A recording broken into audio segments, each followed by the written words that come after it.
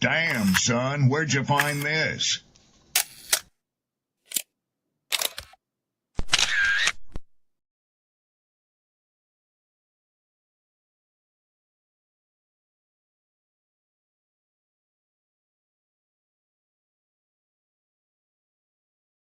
Who taught you to hate the texture of your hair? Who taught you to hate the color of your skin to such extent that you bleach to get like the white man? Who taught you to hate the shape of your nose and the shape of your lips? Who taught you to hate yourself from the top of your head to the soles of your feet? I love people as I meet them one by one. People are just wonderful as individuals. You see the whole... My great aspiration, my greatest ambition is to be so good. Now, in that way, I'm tiresome, as I suppose, to live with, because I want to be a fantastic human being. I am the greatest.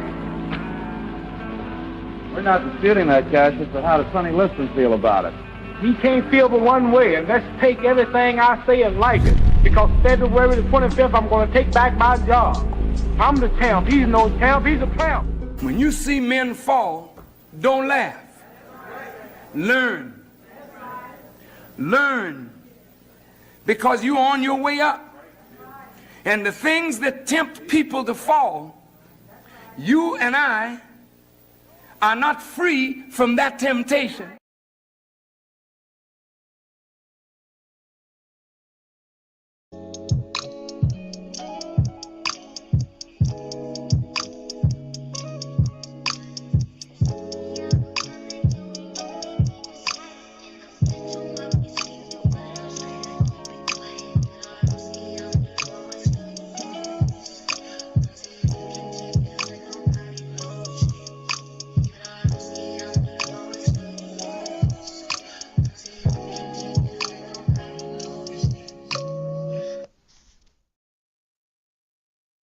What's up, YouTube? What's the word? What's the word? What's the word? Happy Friday. Happy Friday.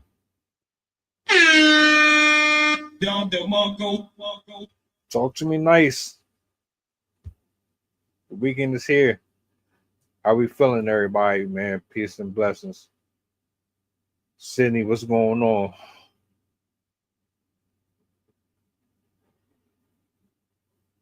Oh, hold on a second. My bad, that was me. I'm doing pretty good. I'm glad it's Friday. My mother-in-law's in town, so we have that to look forward to. But other than that, it's been a chill, normal Friday. I'm excited for the podcast, though. Chill is always good. Chill is always good. Shout out to my poets, my writers, my content creators. Don't think I was going to forget about that. I always give my flowers out where they're due. Have to make sure that is put out there first and foremost. You see the title. I don't put it this way. I was today years old when I learned about her. So this ain't just you. If you familiar with her, cool. If you're brand new to her, you're just like me. I don't think I've come across another story like this one before. Not to this degree. The video that I have is about 8 minutes, which is perfect for me because the young lady that's going to be explaining this, she's giving clip notes, and there's a few other things that she's piecing together just for clarification and understanding to the people that are watching, just in case you're just as lost. Long story short, the woman was black, but she decided to bleach her skin or change her skin complexion. So she no longer identifies herself as black. yeah, it's very complicated. We kind of touched on body positivity the other day. This right here, I don't know what you want to call it. So, have you heard of her before? Does the name ring a bell, or you new to it too? All right. I had to look her up. Yeah. I don't think that this is common, but I'm not surprised that we have a community of people who do it. I think there are a small subset of folks who aren't really happy with who they are culturally. I don't know if it's because they don't feel like they get treated fairly. I don't know if it's their programming to hate their own skin complexion, their own race. I don't know what it is, but we got about an 8-minute little drink right here. I'm gonna let that rock out all the way through for everybody that's coming in. So do me a solid, reshare, post, let the people know that we are on. If you have any comments, questions, or concerns, leave them in the comment section. I will be reading them. Well, we both will be reading them. We always interact back and forth with the people. Anything you feel in your heart about this, let me bring this on the screen real quick, and I'm gonna let it play out. I hope you two don't try to come for me. I know there's some little music playing, but I don't think it's too bad.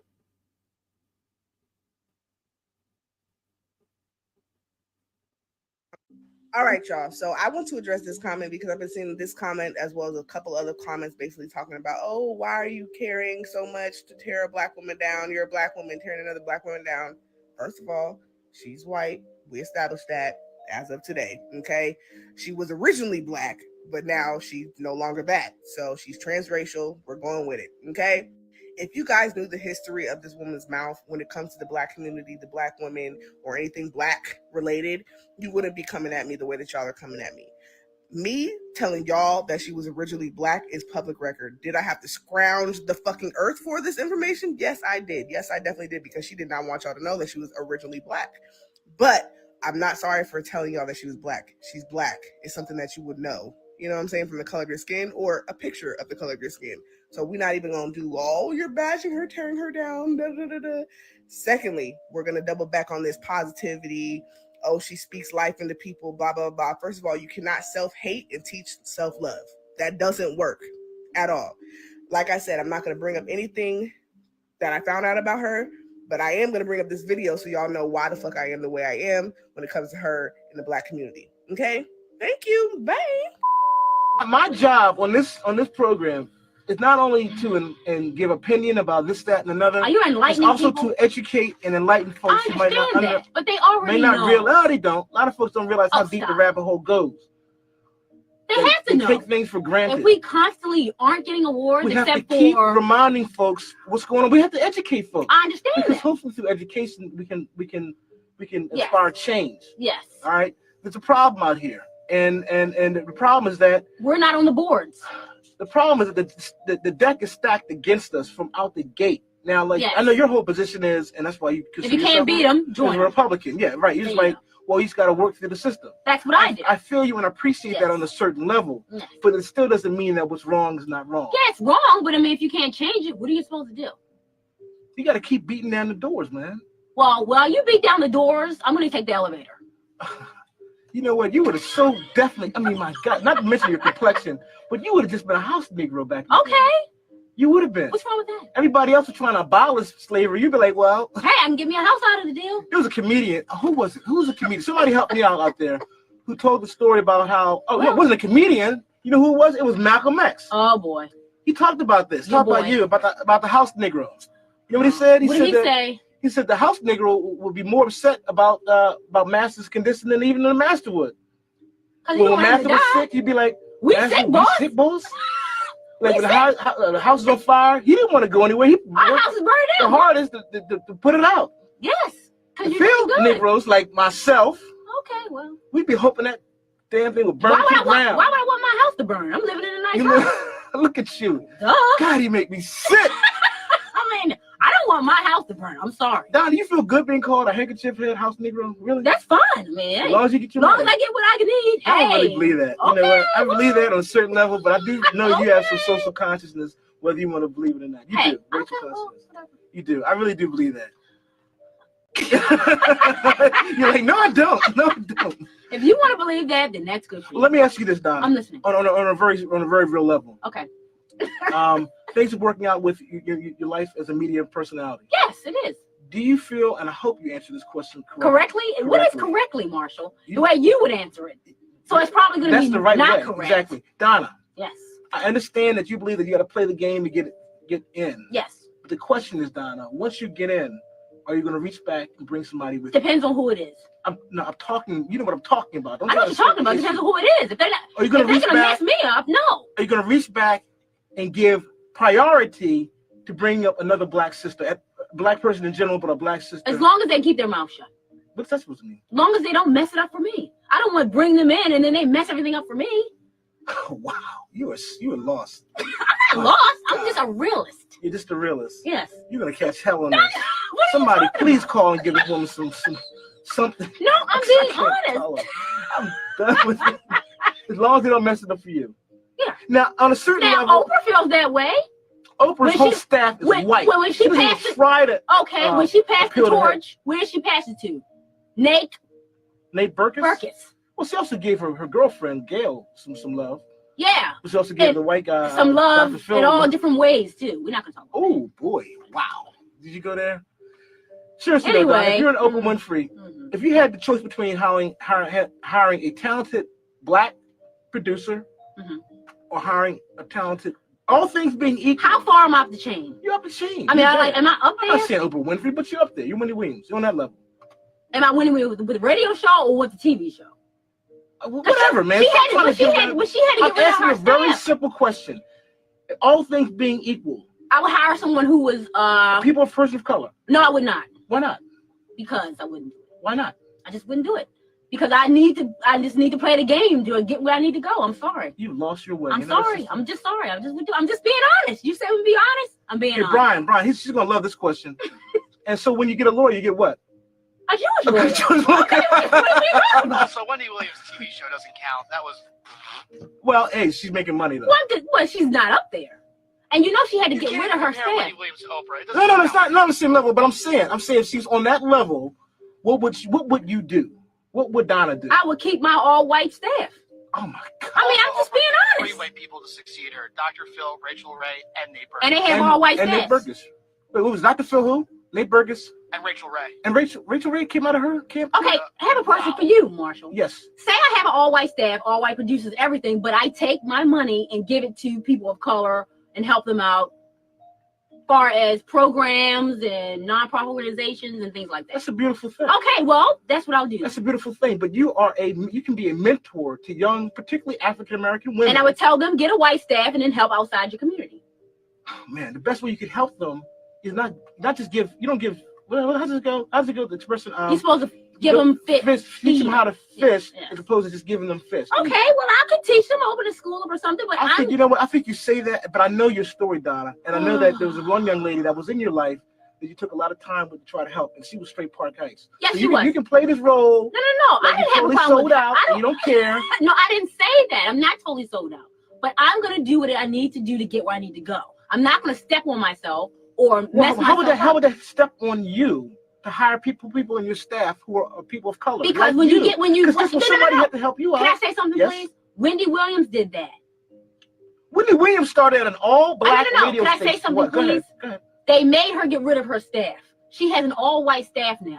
I don't even want to go through that. If I just start out with all-white staff, then I won't have to keep changing the staff. They made her get rid of her staff. You can Google it if you like. They told her get rid of the staff. You're talking about Monique. I'm talking about Wendy Williams. Well, it's the same thing. I want you to Google that. I will Google that. Well, we also know that through Monique's example, who was, by the way, folks, if you don't remember, she was a comic that came out of Baltimore. Yes. And Donna and I have a very We knew her. We have history. We knew her. From back in the day. Yeah.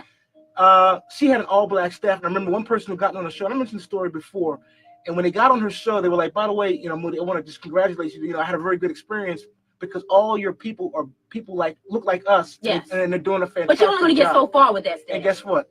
Monique's no longer. Yes, but you're only going to get so far with that staff. Why not? Why? Because that's the way talent it goes. Is talent. But that's the way it goes. If you have your own show, These shows stink. These shows are just bad. Black, white, yellow, whatever. These shows are bad. Well, but you have to play the game. They're making money and they're on the show. Look, I understand that. Look, folks, this is Celebrity Magazine Live. With Donna Briggs and Marshall And Bell. we're going to work on Donna. That is our project for the next month. Donna's going to be. All right, y'all. So I want to address this comment because I've been seeing this comment as. Hold on. Was that the last of it? Yeah, that was the last of it. So, that was definitely something. Yeah. She changes her whole identity just so that she can fit into a certain community. Mm-hmm. And I think she's doing it for attention, to be honest. Especially looking at her TikTok and the types of things that she posts. For example, 2 weeks ago, she posted a video saying that she did things with her husband and her sister, and now her sister is pregnant with her husband's baby. And she also found an article talking about her and saying what she has said about her transformation. And some of the things that she said are very suspect. First of all, she said that the reason why she looked black was because she was tanning frequently. And so because she stopped tanning, she went back to white. And then another thing she said that I mean, she didn't say this, but that they pointed out that I thought was really ironic. She's a vegan lifestyle influencer. And just from my assumption, the vegan lifestyle is supposed to be geared towards eating cleanly, putting as few pesticides and few chemicals into your body as possible. And so you have a person injecting themselves with a bunch of chemicals just to get the way that the appearance that they want. So it makes me question even that, if she's just labeling herself that so she can get the views, because she gets to like tag things with vegan and whatever. And then she also said, where was it? Oh, it was something I noticed. Her eyes went from brown to blue. So that's another thing. I'm like, that tanning does not change your eyes, no matter how much you want to convince yourself that your color is because of tanning. I promise you that's not. And then also people have pointed out that her nose is slimmer after this transformation. the things people will do for attention to get ahead in life is it never ceases to amaze me. You clip your body parts off, you remove your genitalia and replace them, you cut your hair, you go bald, you get nose jobs, you put yourself under these dangerous operations that cost dozens of people their life. You inject things into your face to make it shaped differently. Shave down your jawline. Or the nose bridge. Oh, no, thank you. The things that we are willing to do to be accepted by a bunch of people who only care about you for that moment, it has to register in your head at some point that, what am I doing with myself? They only care about you for as long as they're watching your content. Generally. Generally, of course. Yeah. You gotta add generally in there, otherwise, I mean, some people get lucky. Some people have those followers that are just like they actually support you and they help you and they encourage you. But most people, they don't care about you unless you're putting out stuff that those people want to see. yeah. And you'll eventually figure it out once the numbers start to dip off. You'll have your regular casuals that's always there in the mix. Your ugly side when you ain't looking too good, and when you're on the up and up. But for the most part, yeah, you're right. And this is the question that I have.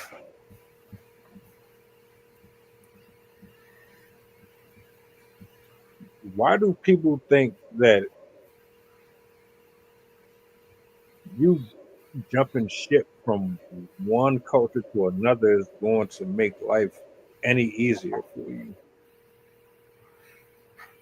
As somebody who's gone through that before, through high school and college, I didn't know who I was. I didn't know what was important to me. I wanted so badly to be accepted somewhere that I was just trying out all the different groups on for size to see if, well, do I fit in the anime crowd? Do I fit in the drama crowd? Do I fit in the like, I was in the FFA, the Farmers Club for a while.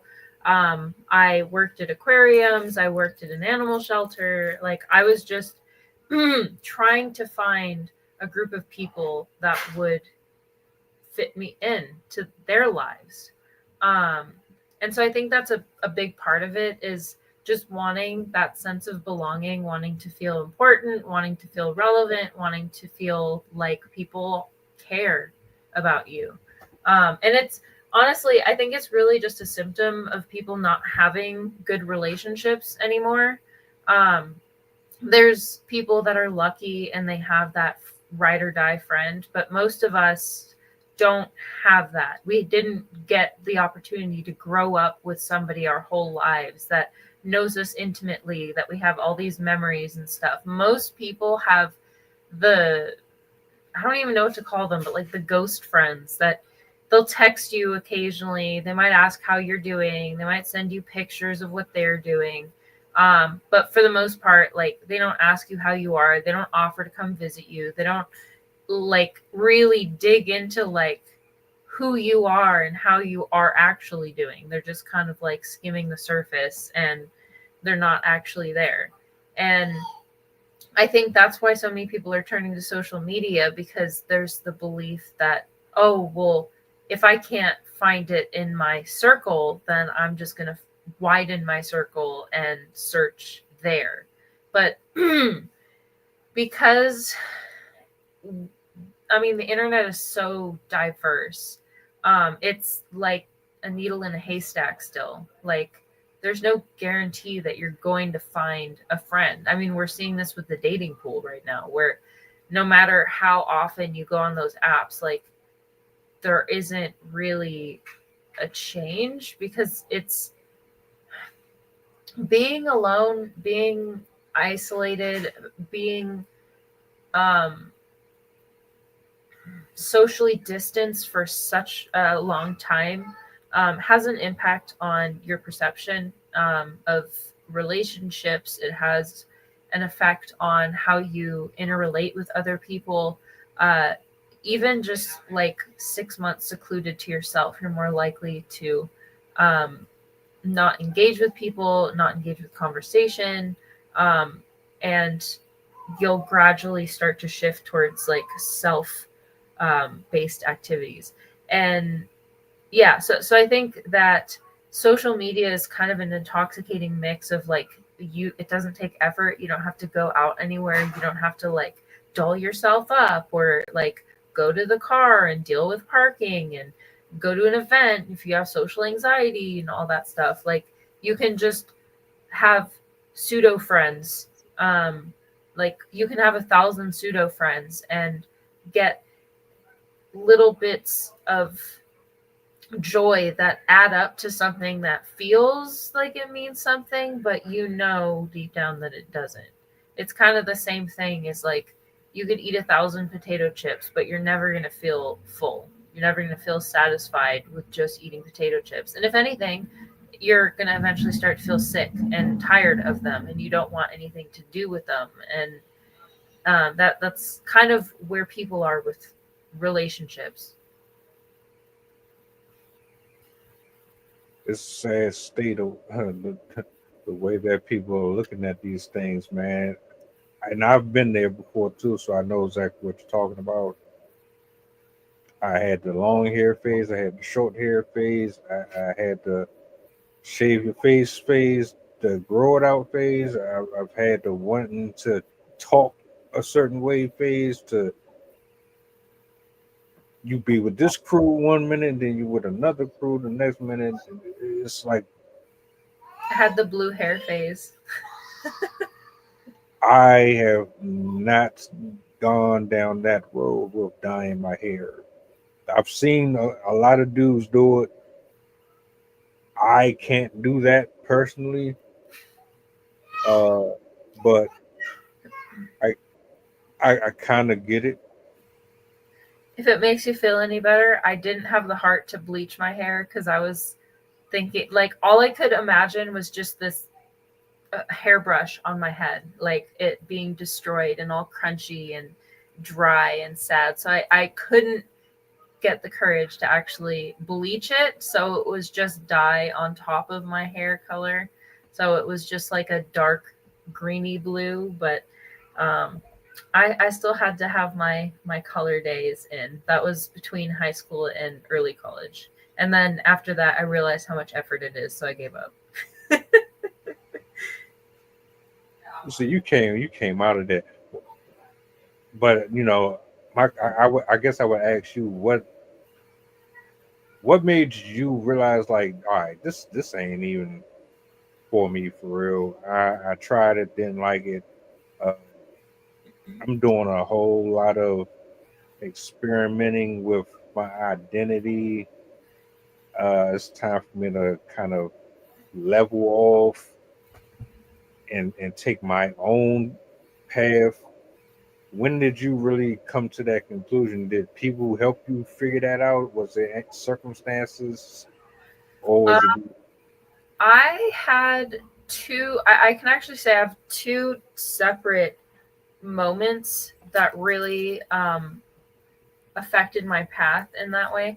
The first was when I think I was 19. It was either at the very end of my freshman year, or possibly towards the middle, like towards my sophomore year. But at this time, at the beginning, I was trying to, like, keep up with appearances. I was trying to be the typical college student, and I was trying to, like, I don't know how much I've talked about her, but my mom was not very emotionally there, and so I have struggled to create routine and habit in my life because I didn't have that growing up. And so I, like, being thrust into the college environment, I was just like over my head, managing all the classes by myself, getting up in the morning, and like it was way too much. And I was also trying to do the whole appearance thing. Like, I was like, all right, so now that I'm in college, I'm gonna be like a blazer girl. I'm gonna do the blazers with the like slack pants, and I'm gonna look professional. And I was still doing makeup at the time. And then one day, I think it was either because I was late for class or I might have been going to an event or something. I was putting on the makeup and it wasn't perfect, and it was like pissing me off. And I just finally, like, it was like I had a conversation with myself, like, why, if it gives me so much anger to do this, why am I doing it? Like, there's no purpose. I'm not really doing it for anybody. I don't like the way it feels on my skin. I've never liked the way makeup felt like sitting there. I've never liked putting the time in to do it. I hated having to like, oh, is it even on one side? And then also like keeping track of all the different makeups out there. Like you need foundation, and then you needed the setting spray, and then you need like powder. And I can't even name them all, but they like some of these people have like 13-step skin routines. But anyway, I was just done with it. And I was like, why am I trying to force myself to do stuff that I don't care about? And so that was kind of the beginning of my switch from not really knowing who I was to trying to make an effort to understand who I was and what I actually liked, and started giving into like, well, what do I as a person need? Like what things are important for me to instill for myself.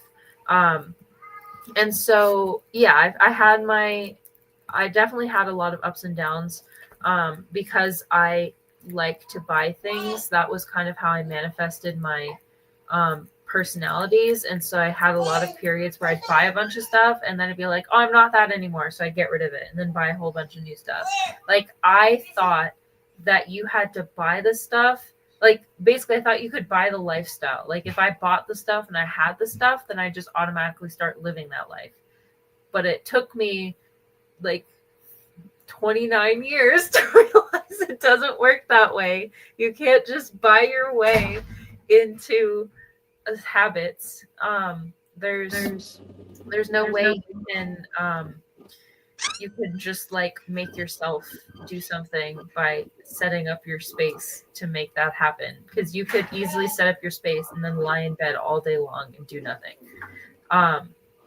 So when I had my kids, that was when I had the like, I guess, real impactful breakthrough. Not that that first one wasn't, it was at the time. But that was when I realized that I had been suppressing myself. I had been suppressing who I actually was in favor of everybody else. Like I'm 100% a people pleaser because of how I was treated. And I was always like deferring what I wanted to make sure everyone else was happy with my choices, or like proud of my choices, even if I also didn't want to like be greedy or whatever. And so I'd be like, no, I don't want it. It's good. Even if I really, really wanted it. So I deny myself a lot. But when I had that realization, I realized I applied it to a lot of things where I didn't ever, like, I would do all of the stuff in the house. I'd be trying to do all the laundry. I'd be trying to do all of the cleaning and taking care of the kids and doing the lunches and doing the dinners and everything. But I didn't give any time to myself. Like, I didn't give myself a chance to do things that I love doing, to read and to watch the stuff I liked. I was stuck watching Cocomelon and like that.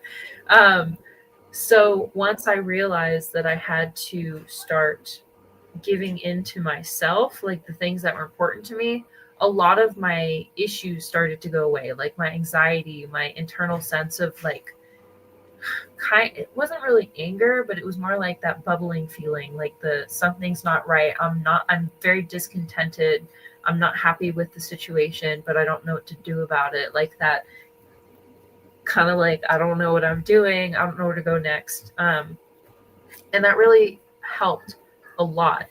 But that took stepping back and giving myself a chance to understand what my deeper personality is. And I think a lot of people, are far too distracted to do that.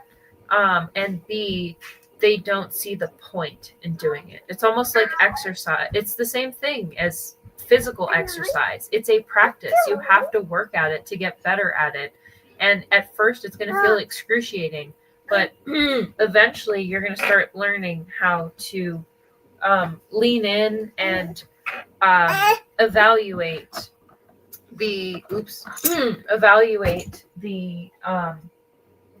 stuff that comes up and understand what to do with it. Because I think that's a hard, like, I kind of got lucky since I have my background in psychology. And so I was able to identify as things would come up. I'm like, oh, that's just like kids that have anxious attachment. Like, oh, that's probably this. I knew what conditions were. Like, I was very well versed in ADHD and borderline personality, which are two of the things I have. And so I was able to like identify it as it was happening.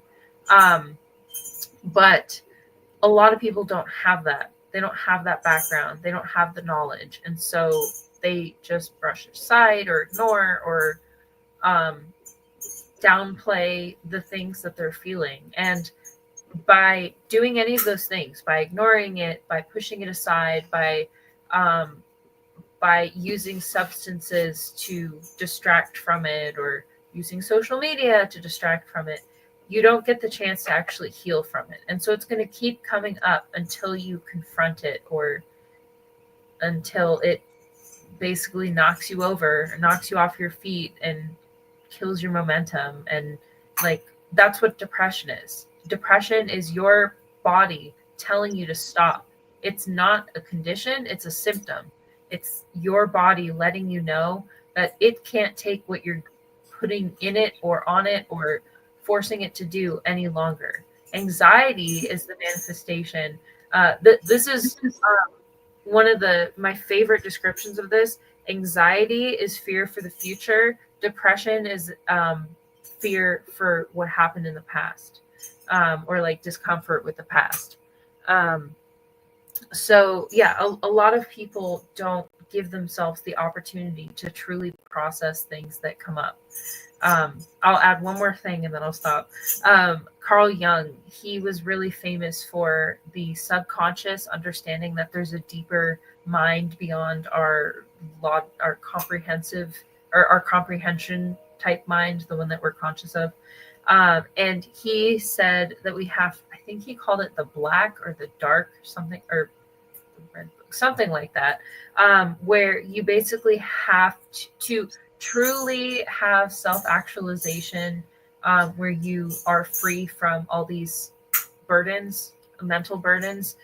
You have to kind of like march through your traumas. You have to allow your brain to let everything come up and come out.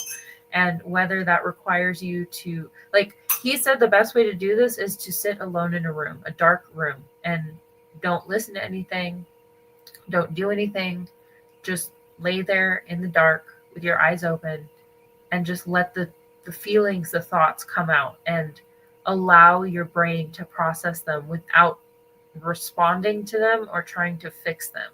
And again, that's really hard for a lot of people. So yeah, I'll leave it at that.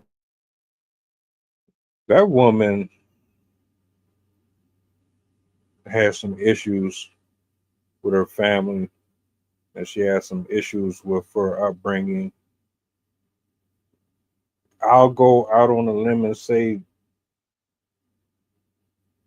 she didn't have some pretty gnarly experiences with her own.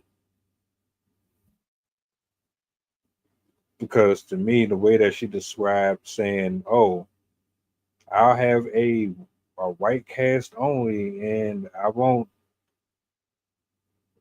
It'll depend on the. It depends on how black they are. That's what what I got from it. Like if I'm going to bring somebody in through this door after I done used my transformation to catapult me,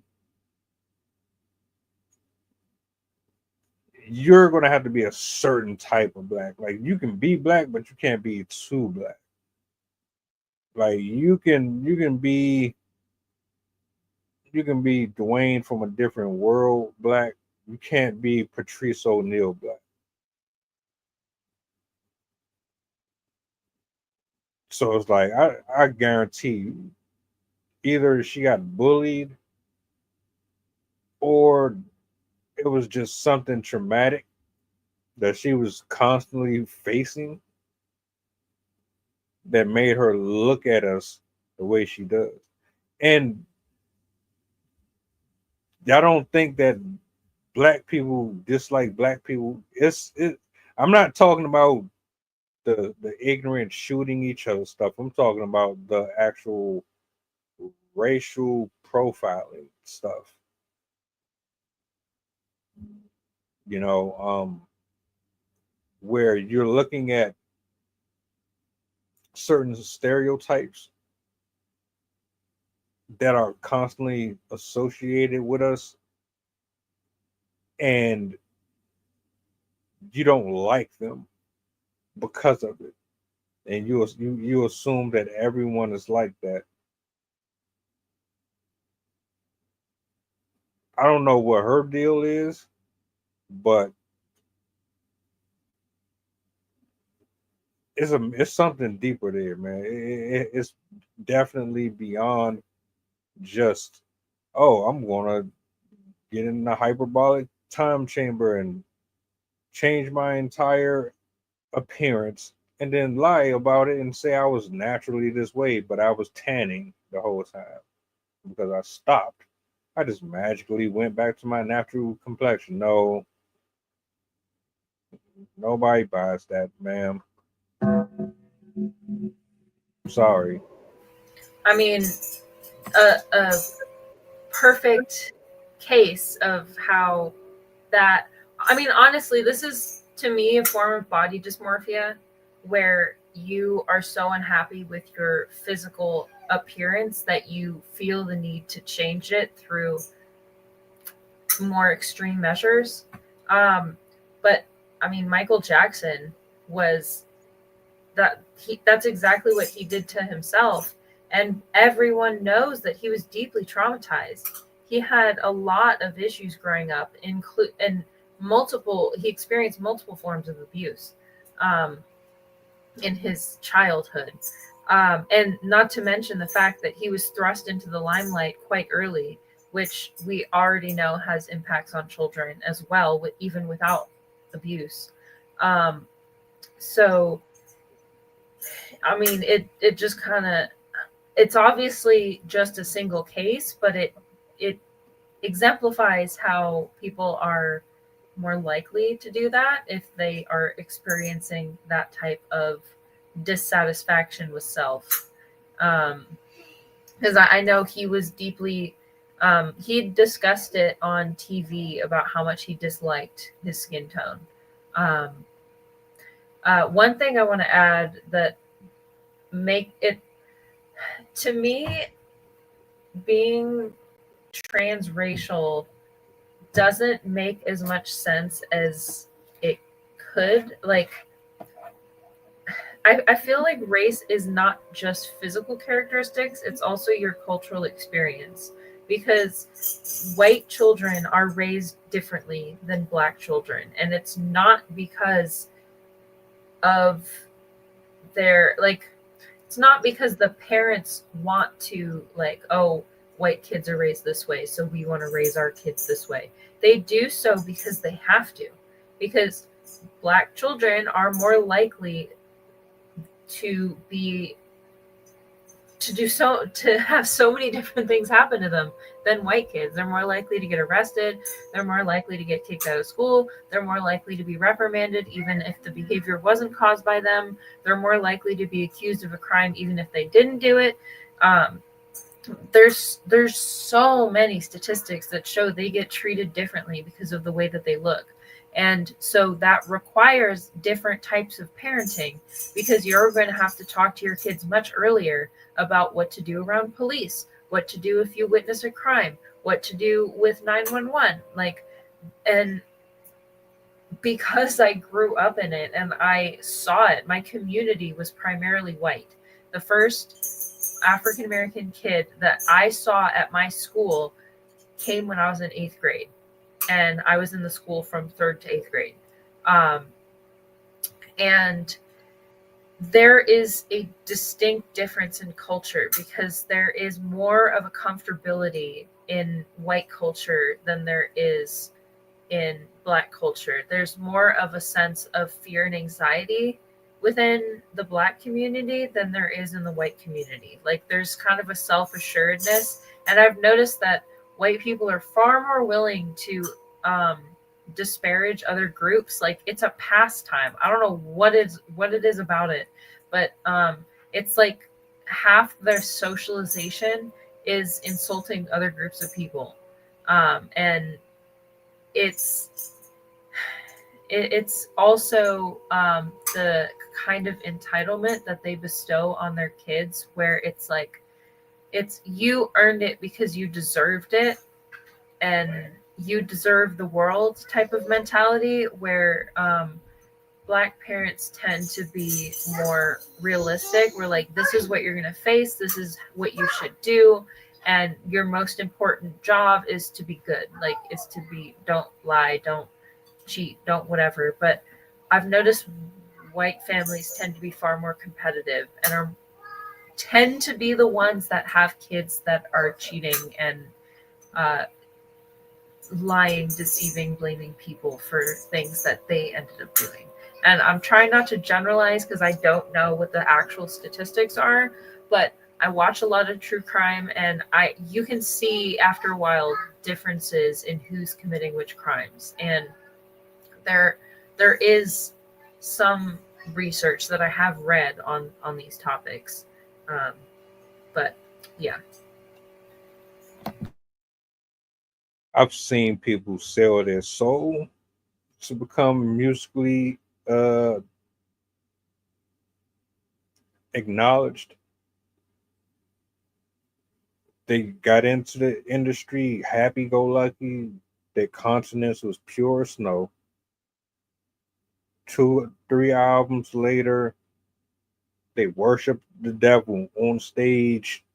They have all types of animatronics and pyrotechnics,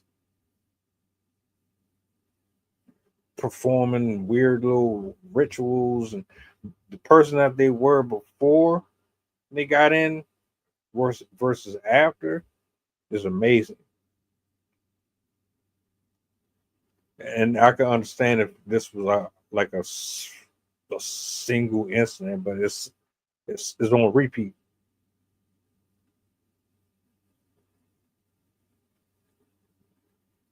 I would rather fail doing it my way, and I don't mean without God. I'm talking about, I would rather do it where my digital footprint is on this, versus when you see me do it and you see somebody else's on it.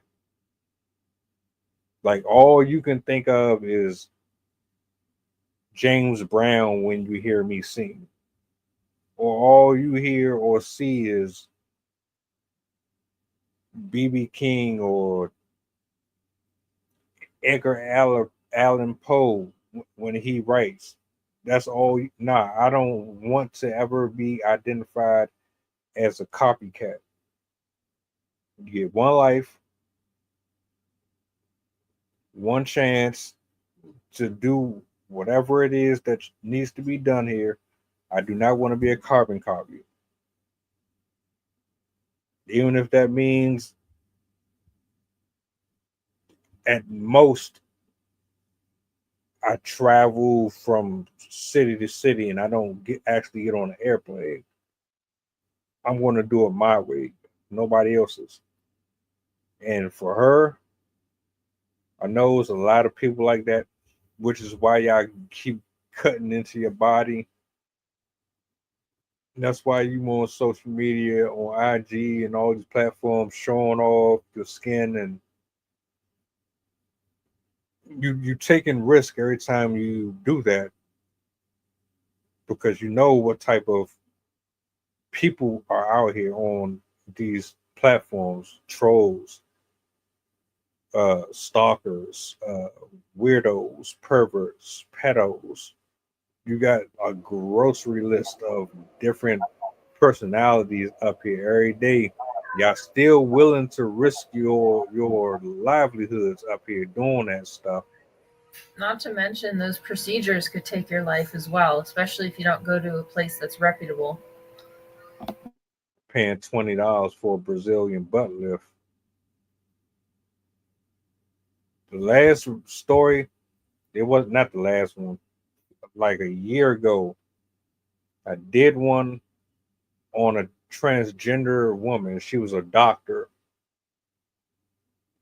and all she did was BBL operations. But what they weren't reporting is she had a large and a horrible history of getting people extremely sick. Most of them, I believe it was around 60 of her patients almost died from them operations. And one actually passed away from it. But still, right now, this, mind you, this story was a few years ago, but people are still doing it now. And I don't see it stopping. Frankly, it's getting worse. Like, especially with the popularity of Ozempic and lip injections and like the quick Botox or whatever. Like, I thought they have a new way to do the Botox so it's easier, and like all these other procedures are getting quicker and easier. So they're, oh yeah, let's make it a spa day and get stabbed with needles. I know, reverse acupuncture. I'll pass. I wonder what the reaction would have been if it was the other direction. If it was a white girl that tried to look black. It would probably still be the same thing.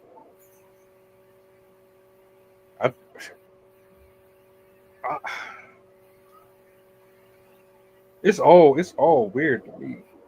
Yeah, it is. Like I had my self-esteem issues and my identity issues, but if I was going to change my appearance, it was just like get a different haircut or a different shirt. Right. I'm not about to have someone go and do like a gastric surgery and then no, I'm not doing that's too much. Mm-hmm. Yeah, like the most extreme thing I do is diet and exercise. Plain and simple. But see, here's the thing with her. The way that she made it seem is like being black is a curse. And as long as she's that color, she's never going to get ahead in life. I did wonder about that, if that was like a self-preservation tactic, like how long she's been in the process of changing her skin color. I wonder if she is doing any of this because of what's happening in the country. If she's like, oh, if I do this, like maybe I'll be in favor of the side that's winning. Or as I said, she just could have like body dysmorphia and might think that she'll get better jobs and better, like she's trying to fix her issues by changing the way she looks, even though it's likely not her looks and it's probably her personality.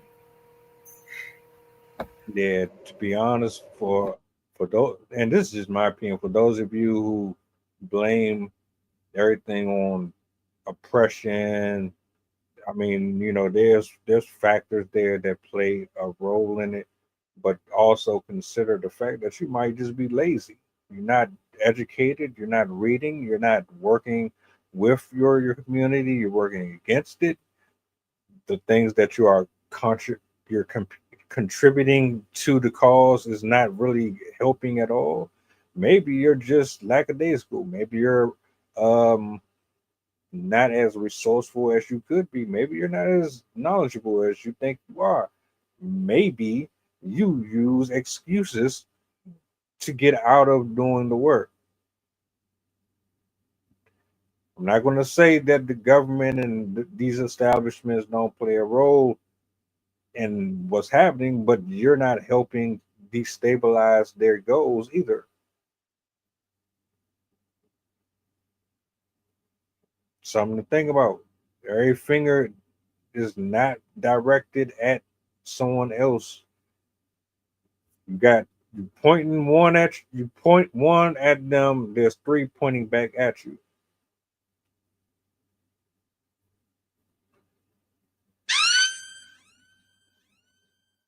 I'm just saying, whatever her demons are, you can't escape them by changing your complexion. What's going on internally, you can't avoid that. I think that's what a lot of folks don't get. I don't care how much you smoke, drown yourself in alcohol, or pop pills. You can't get that up out of you that way. The only way you're going to be able to fix that issue is through prayer, fasting, building a relationship with the Creator, turning your plate away, denying the flesh, so on and so forth. A process that is tedious and is not fun, because that means you can indulge in your own self-wants. Whatever this woman got going on, she's going to have to deal with that.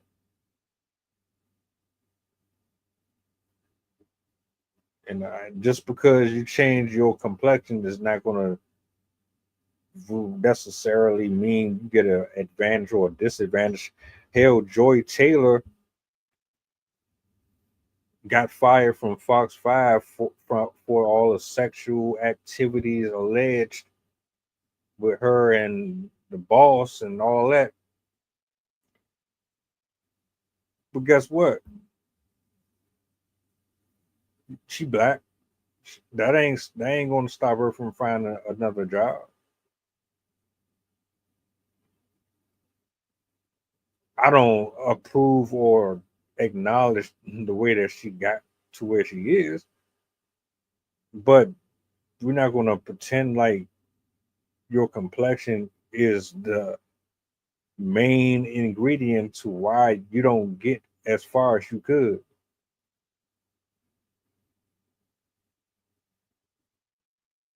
So I think it's a combination of dysmorphia. I think it's a combination of her being confused. I don't think she's really happy with who she is. I think something happened to her that created this fear in her, or this hatred, or this disdain towards her own kind.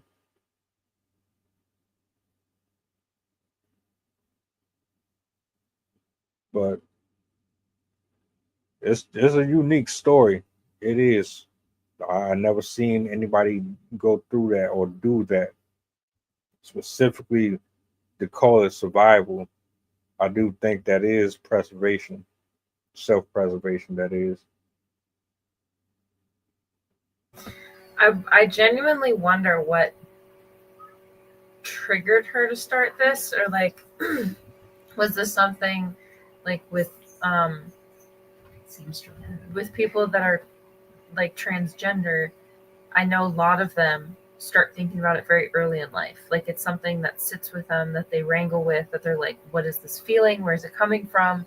I wonder if she ever had that, or if it was literally just like one day, what if? I genuinely wonder how much like it, if it actually bothers her, or if it's just more of a like, I thought it would be cool. You mean like a spur of the moment type of a situation? That's for that to be as permanent as it is. I don't think that was just random. I think she really had that on her spirit for a while. You'd be surprised with people these days. Yeah.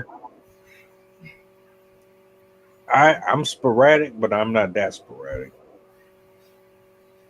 Yeah. the bravest thing that I'll do is eat the crust on my pizza. I don't mess with my crust. I eat everything else but the crust. Oh my god. But I mean, I guess The bravest thing I do is go outside. hey, the world ain't the way it used to be. That's true. Yeah, that's probably why she's doing what she's doing. Because then everywhere she goes, she's like, "You can't do anything to me. I'm white." Yeah. As much as she wants to be a Karen, she still talks like a sexy red though. You can hear it all in her voice. She don't sound nothing like no Karen at all. Even her inflection, like the way that she puts her sentences together, you can definitely tell that it's not white people. Yeah. I know them folks be looking at her, hearing her talk, and they know her history, and they're probably thinking, you dumb as hell. But we gonna go ahead and play along with you. Like they don't know what you just did to yourself. They know, just like we know. You left us to run over there, but then you don't understand that they're no better than we are. I keep saying that humans are humans. Mm-hmm. Being a crappy person is not exclusive to one person. They found a caveman that was, I guess he's not really a caveman, but he was 40,000 years old, the skeleton, and he was murdered.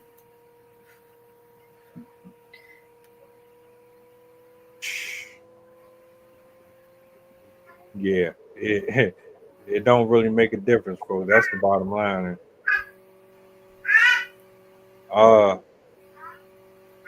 Any final words for the lady? Since it's Friday, I have some poems that apply. All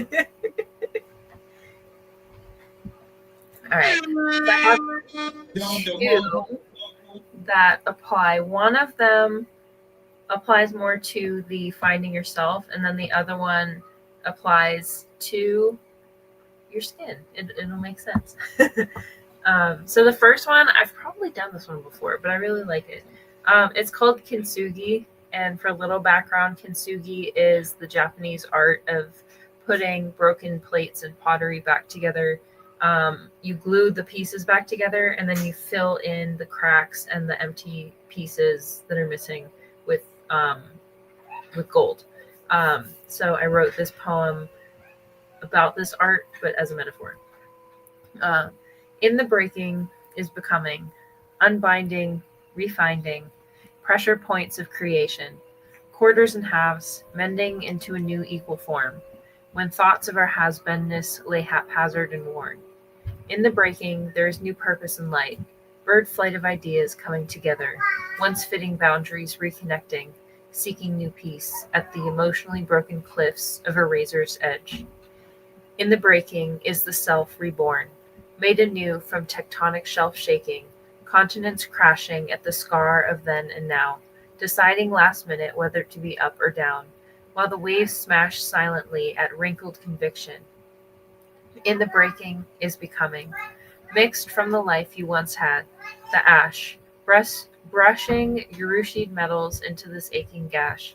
These dermal admittances singing my mortal essence, like this pot, we are beautifully broken. As we trace each golden road into our past, with the breaking, we begin to embrace our imperfection.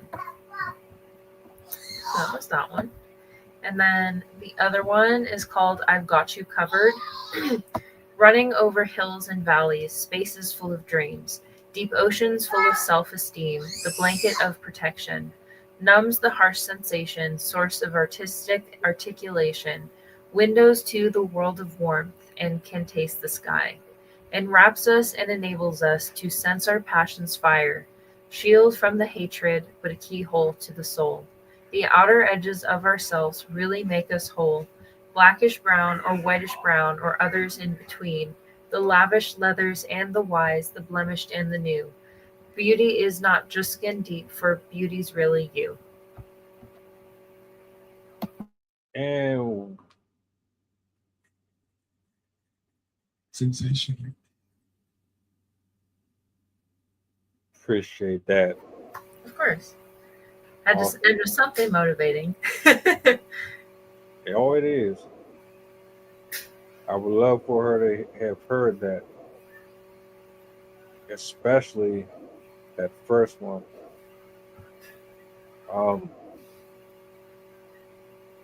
Thank you. Thank you again for hanging out with us. Of course. And send my regards to the fam. Mm-hmm. I hope you guys enjoy the rest of your evening. We about to have a long weekend, folks. A very long weekend. 3 shows tomorrow, 1 on Sunday. So I'm gonna be at this laptop for a little bit, man. Mm-hmm. But I appreciate all the love and support from everybody. Like, share, subscribe if you're not already. I will see you guys tomorrow. I'll be back at 11 PST. I Right. did math right. Jen is going to be joining us tomorrow. Yeah, Great. it's their first time on, so I love the first timers. It's always fun, man. Is Evelyn coming back? I haven't spoken with her yet. I'm gonna reach out, but yeah. Awesome. So yeah, man, enjoy the rest of your night. You too. I will see you tomorrow, and yeah, peace to the rest of the people. Hit the button. Oh yeah, one more thing. What's the goddamn button?